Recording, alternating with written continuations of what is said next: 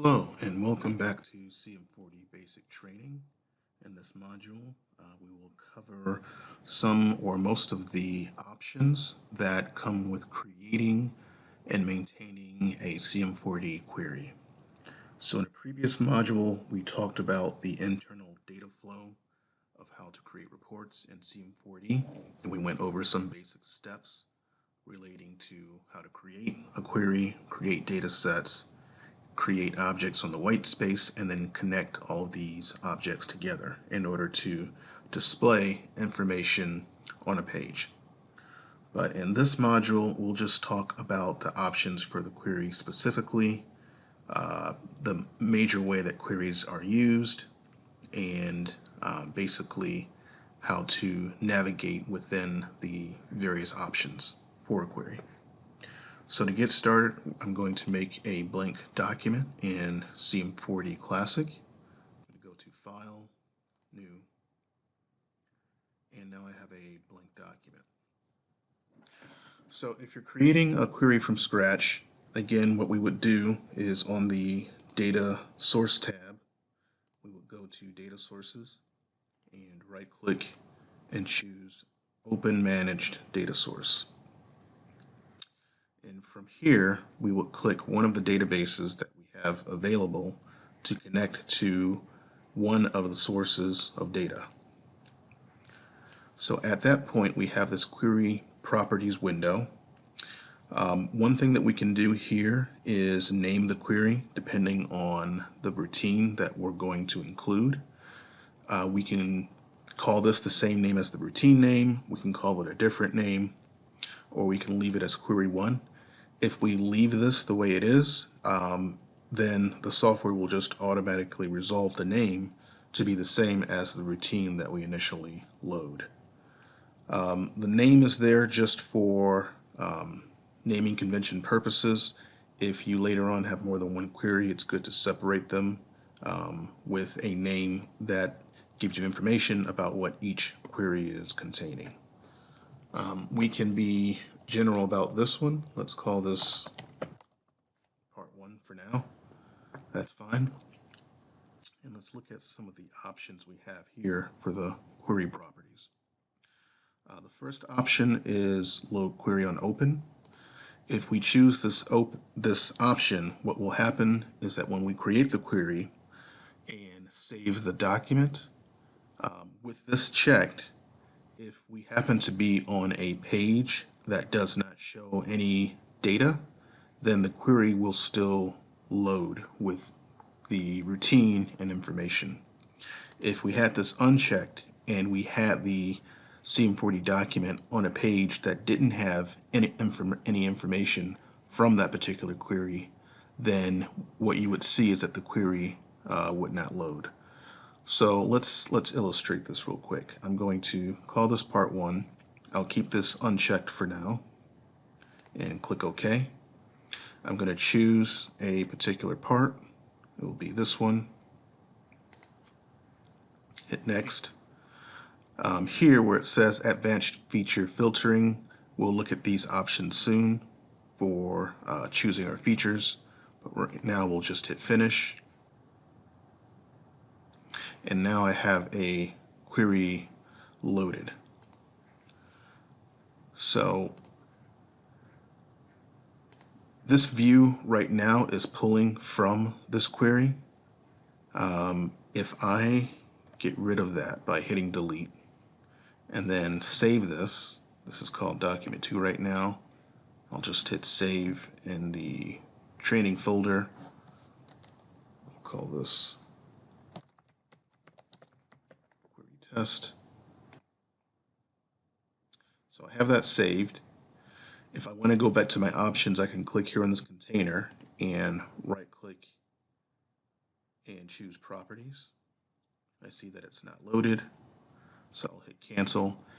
If I close this and then go back to file, query test, reopen, you'll notice that the query looks empty here. That's because of that query option that I mentioned is turned off here. So if I go back to here actually properties, and turn that back on, and then save again. If I exit and leave,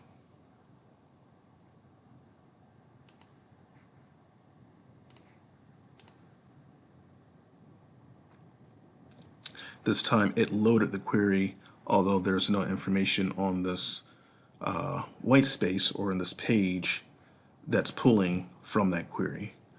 So again, really it's an option to try to save some time or speed if you have multiple queries and you happen to be on a page when the template loads that's not pulling information from that query. In general, I like to keep it on so I can know what my data is when I load up the document or the template. Now, if I want to get back to those query settings that we're discussing, I can simply click here on this container, right click, and go back to properties, and I'm back where I was before. So load query and open is an option that forces all of the queries to always load the routine information that you saved within them whenever the document opens.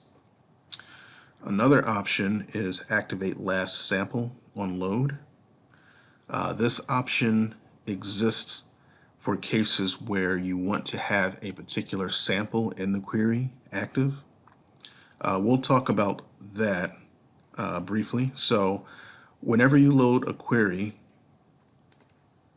typically you also load samples. Right now, the default is to load 10 samples at a time. We have multiple samples here. So we have the last 10 samples that were measured displaying right here. But if we wanted to further on for cases where we need to look at a particular sample, what we can do is mark one of these as an active sample.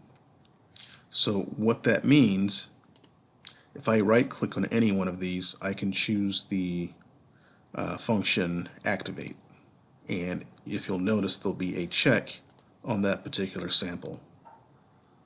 Well, choosing the option here that says activate last sample on load, that means that whenever this is loaded, it will automatically activate the last sample. So to see that happening, if I hit save and close this document and then open it up again, we'll notice or see that it's the last sample that got loaded instead of the third sample, which I believe was the one that was loaded before. So if we go back to the options here, that explains activate last sample on load. That can tie into annotations or options within the data sets that are told to look at only the active sample. So if we have a data set or having a chart look at the active sample, and this option here says activate last sample, the setup guarantees that certain charts or functions will always be looking at the last sample, which might be good in particular situations in viewing the data in the report.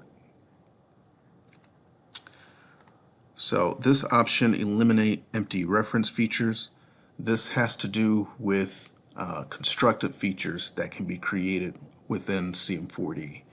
Constructed features are features that show relationships between actual measured features. There is a list of different features in the help file, and one of those in that list, it includes things like midpoint features, distance features, plane features, range features, or range features. And these different types show relationships between the actual features that you've measured. They can be created in the software, and then saved and have SBC statistics applied to them as if they were another feature that were in your output file. But what this option does is it gets rid of empty reference features or features with no data for those constructed features. This other option, dynamic query, this is for very special types of templates that are used to load any particular routine, but display pretty much the same thing when it comes to the charts or tables. So it's a very generic template that gets created and used to show data for any number of routines. There's also another module called Work Cell that uses dynamic queries for the setup of its report, and then the data is seen in another interface called CM4D Work Cell, but the base document that is created uses dynamic queries. There's an option called deviation types. This option allows you to look or change the deviation type for a specific SMI category. What this means is that basically the software will put your points into a particular category based on the nominal values. If you have position or normal, nominal, XYZ, and then an IJK vector, the software will consider your point to be a surface. If you have a normal value, XYZ, IJK, and say a diameter, then the software will consider your feature to be a hole. If you have length and width in normal and XYZ and IJK vectors, the software will consider your point to be a slot. Midpoint, plane, polar, those are other types based on constructed features. And then if you have a certain combination of nominals that the software doesn't recognize, it would put them either into XYZ or the non-category. But if your points fall into one or more of these categories, this deviation window allows you to determine the type of deviation you will see for a particular dimension. In most cases, a car company will have a CAD or image that is split down the y-axis. The left side of the car might be on the negative y-axis, and the right side of the car would be on the positive y-axis. And depending on the size or the location, which axis you're on, when you do a deviation, a negative deviation might mean something different on the left-hand side of the car as opposed to the right-hand side. So in what you see here, referred to as VEC, stands for vector. There's also something called CAR. So there's vector deviation and CAR deviation. And vector deviation, if in space, and I guess the best way to do this is to illustrate it.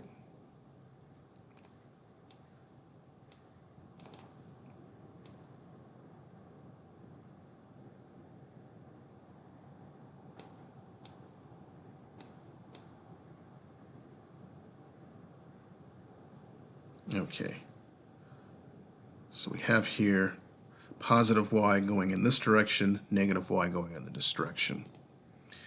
If we had a deviation for a y value on the right hand side here, the deviation would be the measured minus the nominal, I believe. So if your deviation was more outboard, you would have a bigger number minus a smaller number, and you would have a positive net result.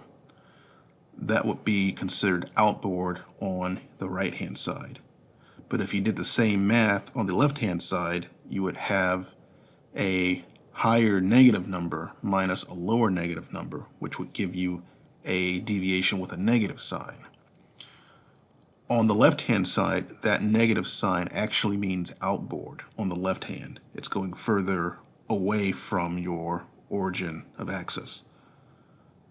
But if your customer is used to reading positive deviations as always outboard and negative deviations as always inboard, that's where the option here, if we go back to properties, deviation types, this option to change from vector to car is what would allow the software to automatically change the numbers if you're viewing deviations to be positive to indicate outboard or negative to indicate inboard, regardless of the side of the car that you're on.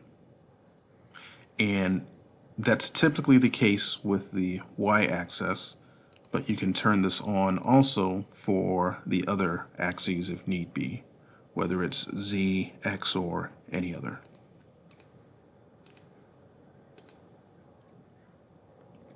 Query info is just a button that tells you what routines are loaded for that particular query. And finally, underneath, we have subroutines and alignments. So later on, there'll be a module about subroutines, but in general, a subroutine is a collection of points from the main routine that you've grouped together and given a different name or a subroutine name. So it has a parent routine, which is the main one that you've loaded, but you can create that subroutine and tell it which points to assign. That can be useful if you're doing things like alignments, where you're generating a new alignment scheme for the points in that subroutine, or you're doing some sort of special analysis where you have points from different routines all loaded into one subroutine, and you're treating that as its own entity. But in general, you would click on that button and it will give you a list of subroutines available. If there are none, you can click New, name the subroutine, give it a hand or say no-handedness, and then from the parent routine, you can click and choose which points would be part of that subroutine. Once that's done, you could hit Apply, and then the subroutine would be created. So at that point, you could say load all subroutines, and if you had more than one, it would load them in this query. Or you can say unload subroutines. So if I have load subroutines and I have this here and hit OK, at the query level, you would see the main routine and then the subroutine appear underneath it, along with the points that it inherited from the main routine. In general, the subroutine or subroutines that you create would use sample data from the main routine, which is why these sample names are the same between the two.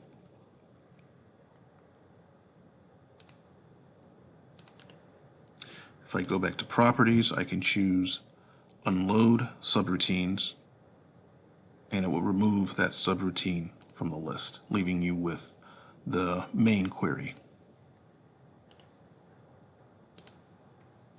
So those are most of the options here for the query properties. There are other options underneath features and samples. Here for features, it will list for whatever routine is loaded how many total features are there. So here it says 90 in parentheses. If I click on the expansion button, the plus sign, it will expand to reveal the names of those 90 features.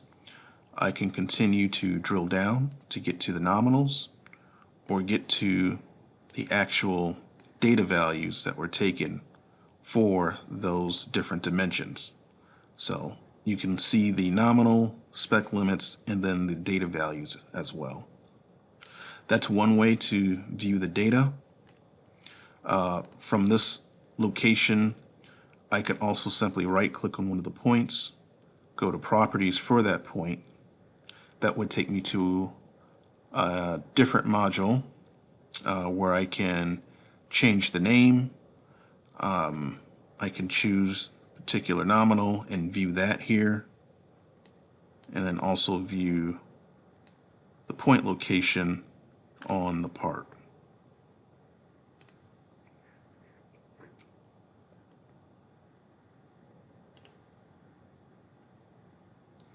Also, you can delete features or edit features here. If I go to edit feature, it takes you to the feature editor. This feature editor allows you to change what the nominal values are for that particular feature or change the limit values. So for instance, I can go here, click on position or any of the other dimensions, hit edit nominal, and I can change the value if I needed to of that nominal directly in the software. Same for the limits or other types of information like transforms, measurement system analysis, statistics, and process control statistics.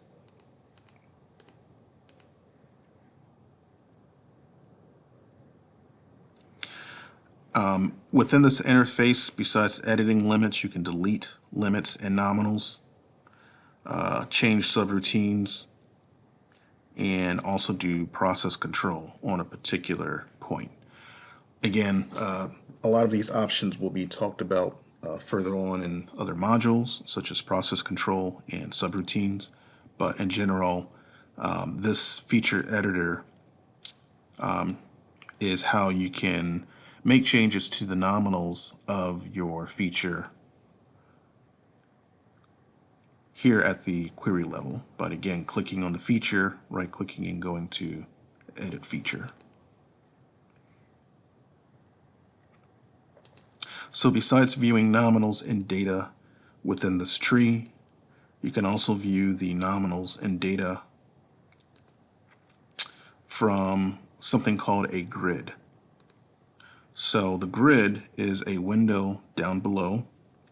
In this case, the window is a little larger. For you, it might start off smaller, such as this. The grid itself can be expanded. There is a bar that you can click on at the top ridge. If I click and drag, I can make the grid bigger. I could also detach the grid if I wanted to by right-clicking and choosing Allow Docking to turn that off. That will create a floating grid, which you could then expand or collapse by clicking here on the Close button. But if I wanted to get it back, what I could do is right-click on Features and choose View Features in Grid. This would allow me to view the nominal information for all the features contained in the grid at once, and also view what's known as the SMI type. So that stands for sheet metal inspection, and again, this is an automatic way that the software categorizes the points based on the nominal values that have been loaded for that particular point or feature. So if you notice here, it says SMI surface or surf, and yet all the points have position, XYZ, IJK. However, there's other points like this that's called hole, and they don't have position. Instead, they have XYZ, IJK, and diameter. So there is actually a table that lets you know what the software expects nominal-wise for a feature to fall into a particular category. But at least at this level, when you view your features in grid, you can see automatically and also organized by type or by any one of these fields. But you can see the different categories that the software puts your features into based off of the nominal values that are declared. And here I have two, but it looks like they have neither position nor diameter, so it's putting it into this XYZ group, which is a general type of category. If we wanted to see that list, we could go to Help,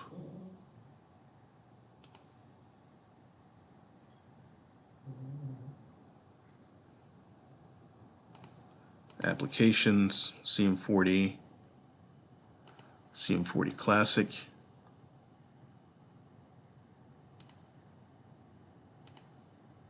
Data, Features,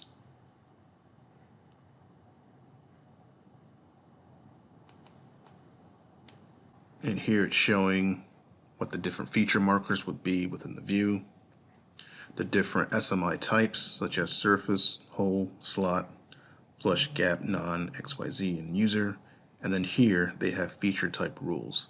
So this is a matrix or a list that tells you what nominal values you must have, what you can have, what you cannot have, and have at least one of in order for a particular feature to fall into one of these categories. But again, in general, you can see what categories the features fall into by right-clicking on Features, choosing View Features in Grid, and seeing the SMI type, as well as the other nominals that exist. So the other option for the grid outside of the features are the sample options. If we right-click on Samples and go to Properties, that will take us to our sample dialog menu here. There are many options here.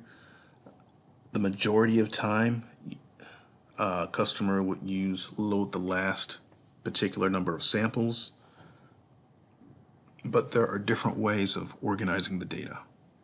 So you can organize first selecting how to order samples, either by date, by the sample label, sample description, a sequence that was entered, serial number, or a filter. And then how to order samples in the query by those same standards.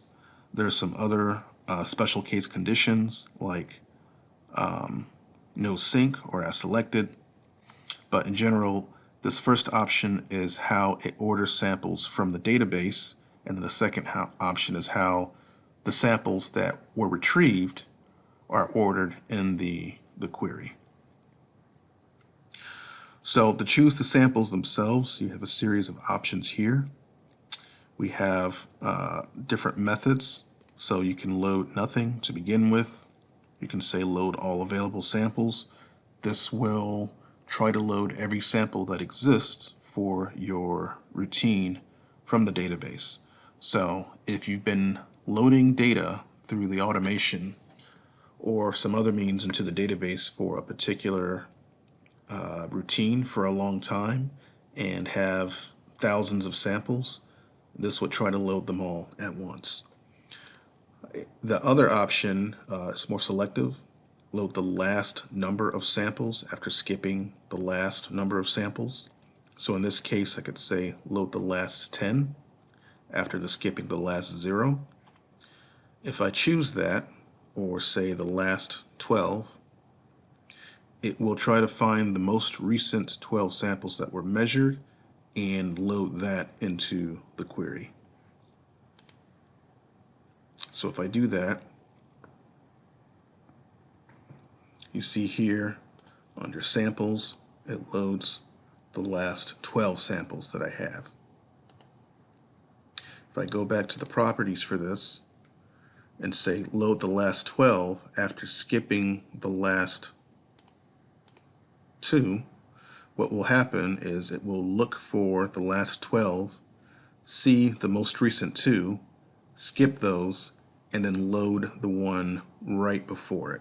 So if I do this, this sample that is 630, 1851, 57 should be the last one selected.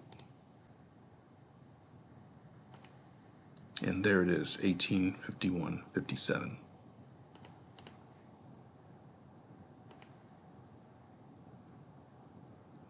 So this one is pretty much the most commonly used sample selection that a lot of customers stick with as a default option for loading their data. There's also other options such as load samples with a creation date, a certain number of days, hours, and minutes before today's date at a particular time. So for this, you can increment up and down and say load sample with creation date 3 days, 2 hours, 1 minute before the query at a particular time. So you can be very specific. This would be the baseline time, and then what you choose for these options, it would look back that far in time in order to load whatever samples were taken for that time period. This other option, load samples with a creation date on or before a specific date, this one is not as general. Here you would simply choose a beginning time and an ending time. So to do that, you could click here on this option, look back a certain number of years, or go forward or backward a certain number of months. You could choose a particular day, and then for your stop time, also choose a particular day, and then change the hour, minutes, and seconds between the two, and it would try to load any data that existed in the database that had a creation date between those two periods. This option is very similar. Load samples with a creation date time during a period of 1 day or week or month or year, beginning a particular query day, week, month, or year, and then you can also offset it by a certain number of days, weeks, months, and years. So it's a very general way to load data, but the option is there as well. This other option, load sample selected, if I choose that, it will let you query the database and pick particular samples that you want to see in the query. So here I could say, or choose this option, get available. It will give me back a list of all the available samples. If I had sample filters, I could choose set filters and say I only want samples of a particular model or particular type. Again, the sample filters are things that will be included through Datasmith when you're loading your samples through Datasmith. In the header, there might be information about a particular category that you want to tag the sample on. So model and sample type are just two examples, but you might have other categories such as operator, production level, criticality level, or other options that you want to use to organize or sort your samples. At this point, you could use those options to filter this list if you wanted before picking particular samples to put into the query. So I can choose sample one by one. I can hold Control and click on particular samples, or I can also hold Shift to choose a line of samples to put into the query. If I did that, then this query would always be looking at just those samples anytime I open this document. So this is for very specific cases, but in general, we would want to use some other options such as this, so that anytime this report is opened, it's going to look for the last particular number of samples, so that the query or the sample loading is dynamic based on what is most recent. If you're going to choose one of these options here, there's also a sample cutoff date, so you can choose the last 10, but you can tell it to not go back in time further than either an absolute date of a particular day and time, or a relative day a certain number of days from now. Or you can just say no cutoff, and it will look in the past for the entire history of samples collected to gather whatever number that you put here.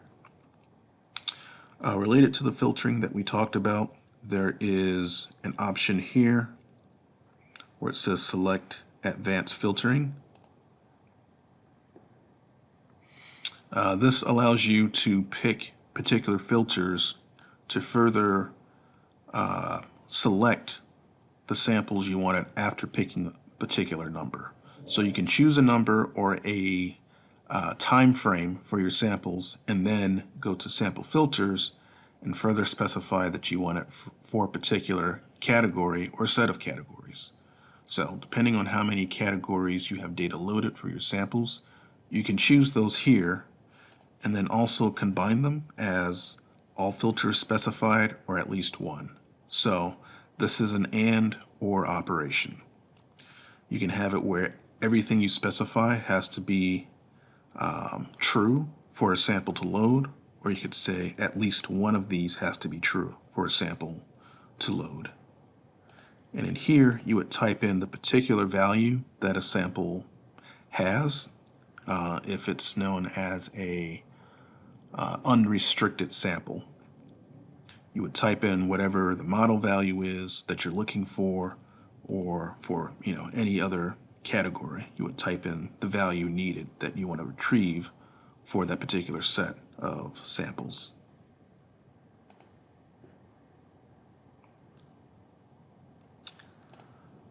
This use query date.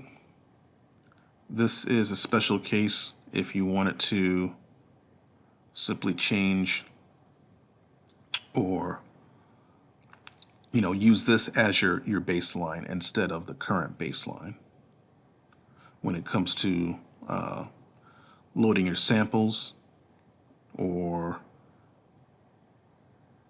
using the options for having a particular creation date before a particular time here. This can be zeroed out, and you can use whatever the query date happens to be, and you can set what that query date is as well. So in general, if I do this and hit finish,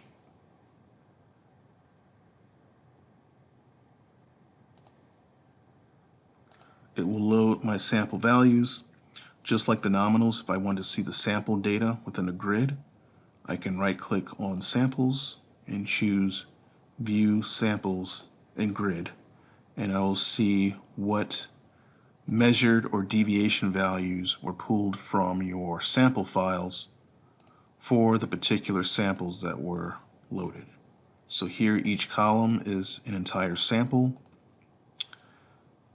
Each row is a particular dimension with the nominals for the first three columns, and then the actual measured values or deviations from the sample, depending on what characteristics were used at the datasmith level and picking up the data, whether it's the measured value that was picked up or the deviation. That's what will be reflected here in the grid. So that is a basic explanation of many of the sample options. There are a few more specifics, but we can get into those in further modules. Hopefully this information is useful, and thank you again for attending. We will see you in another module.